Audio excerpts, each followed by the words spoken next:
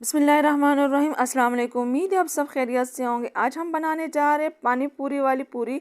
पानी पूरी वाली पूरी हम हमेशा बाहर से लाते हैं, लेकिन क्या ये अच्छा हो कि हम घर पे परफेक्ट पूरी बनाने लग जाएं। मैं आज पूरे दावे से कह रही हूँ, अगर आपने इस तरीके को पूरा फॉलो किया तो इंशाल्लाह आपके भी ऐसे क्रिस्पी पूरी बनेंगे। और इसके साथ खट्टा पानी, मीठी चटनी, हरा रायता, सब कुछ और भी बहुत आसान तरीके से।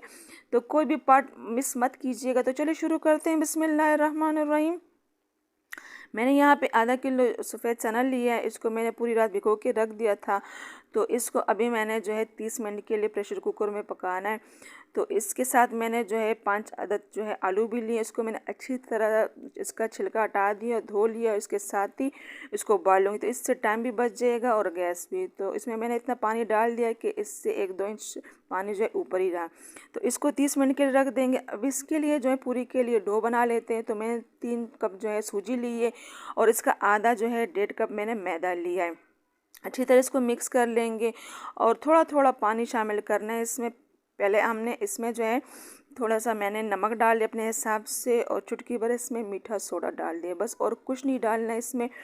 हमने थोड़ा थोड़ा पानी शामिल करना है। हमें एक टाइट डो आटा गूंदेंगे। हमें सिंपली शुरू ही से सख्त डो तैयार करना है। आटे को अच्छी तरह गूंदना क्यों है मैं आपको बताती हूँ। हमने मैदे के साथ सूजी डाली है। अगर सूजी हम किसी चीज़ में डालते हैं तो उसकी फूलने की गुंजाइश कम हो जाती है, क्योंकि उसमें सूजी के दाने होते हैं और हमें चाहिए होता है क्रिस्पीपन। तो उसके तो सूजी डालनी ज़रूरी है। हम जब मैदे और सूजी को अच्छी तरह गूंदेंगे तो इसके दाने अच्छी तरह मैदे के साथ मिक्स हो जाएंगे। तो इसलिए मैदा और सूजी को अच्छी तरह खींच खींच के डो तैयार कर लें। तो मैंने ऐसे इसको खींच खींच के इसको मैंने वो किया है, और कुछ किसी खुले बर्तन में आपने इसको लाजमी गूंदना है। तो इसको जो है ना हमने अच्छी तरह 10-15 मिनट देने लाजमी। जितना अच्छी तरह हमारा डो तैयार होगा इतने हमारे क्रिस्पी जो है पूरियाँ बनेंगी। तो इसको हमने पहले गूंद लेना है जैसे हम नॉर्मली आटा गूंदते हैं। फिर उसके बाद शॉपर या किसी गीले कपड़े में रख देना है। 10 मिनट बाद आपने दोबारा इसको थोड़ा सा 5-6 मिनट के लिए दोबारा इसको गूंदना है। थोड़ा सा हाथ पे जो है पानी लगाना है, बहुत ज़्यादा नहीं, वरना डो जो है हमारी नरम पड़ जाएगी।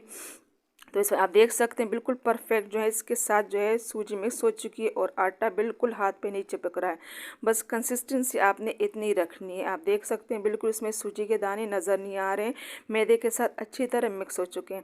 अब इसको हमने जो है तैयार करना है इसकी पूरियों को। तो पहले हमने थोड़ा साफ़ कपड़ा लेना है और उसको थोड़ा सा गीला करना है। गीले कपड़े पर हमने इसको रखना है, वरना इस पर पापड़ से आएंगे तो वो जो है फूलेंगी नहीं। तो इसके साथ ही हमने जो है यहाँ पे बेलना है, वहाँ पे रखते जाना है।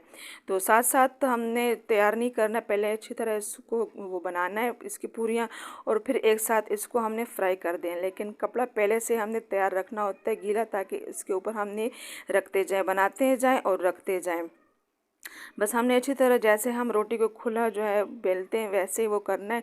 लेकिन इसको बिल्कुल पतला भी नहीं करना। जितना जो 1 रुपए की वो होती है सिक्का, उतनी ही उसकी जो मोटाई होती इतना ही हमने इसको रखना है। बहुत ज़्यादा बारीक नहीं रखना है इसको, वरना ये फिर सही तरह फूलेगी नहीं। वो ज़्यादा मोटा भी नहीं, अगर मोटा इसको गूंदेंगे तो भी जो है हमारी पूरियाँ अच्छी तरह फूलेगी नहीं। तो मैंने ये गिलास लिए, इतना ही मैंने इसको वो करना है। अगर आप इससे कोई छोटा वो करना चाहें तो जो मसाले वाले डिब्बे होते हैं उसका छोटा ढक्कन जो है उससे आप इसको बना सकते हैं। बस बहुत आसान तरीके से इसके ऊपर रखना है, थोड़ा सा दबाना है और उठाना है। तो आप देख सकते हैं बिल्कुल परफेक्ट हमारे जो साइज़ है वो अलग हो रहे हैं। और जहाँ जहाँ से आपको गुंजाइश नज़र नहीं आ रही तो आप उसको छोड़ दें, क्योंकि आटा दोबारा हमारे काम आने वाला है। तो इसी तरह हमने सारे बनाते जाना है और साथ साथ रखते जाना है।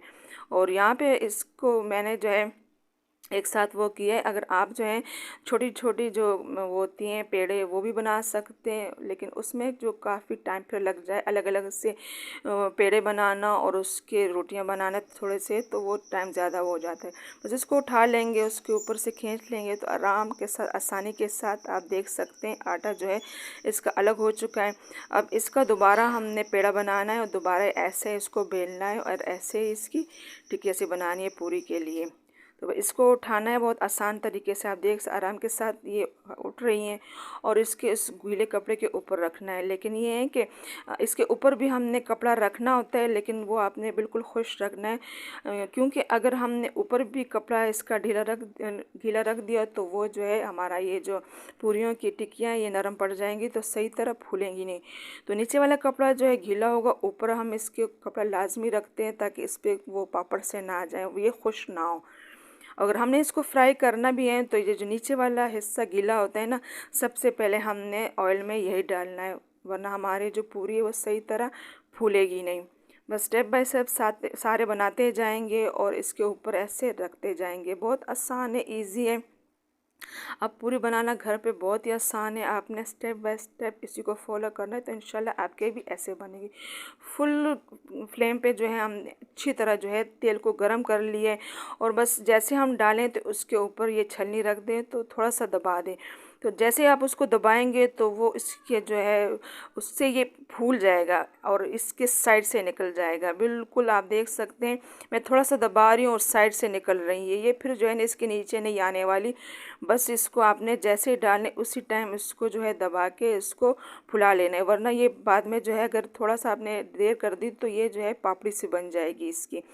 तो अगर आपने एक साथ वो करने हैं तो सही, नहीं तो एक दो भी आप आराम के साथ कर सकते हैं, क्योंकि तेल हमारा अच्छा खासा गर्म है।